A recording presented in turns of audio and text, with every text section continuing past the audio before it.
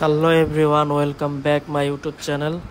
আজকে আমি একটা ইউনিক বাইক নিয়ে আসছি, সুজুকি জিএসএক্সআর। এটা একটা 9 লক্ষ টাকার একটা বাইক। 4.5 লাখ টাকার বাইকের প্রাইস, আর 4.5 লাখ টাকার হচ্ছে বাইক মডিফাই করা হয়েছে। কি লাগানো নাই এই বাইকে, একদম সব কিছু চেঞ্জ।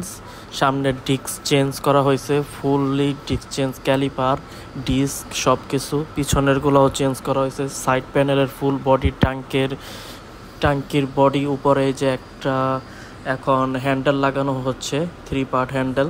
ছেলেটা অনেক শখিন। সামনের হেডলাইট ব্ল্যাক পেপার দিয়ে অফ করে নিচে প্রজেকশন লাইট লাগাইছে 2টা।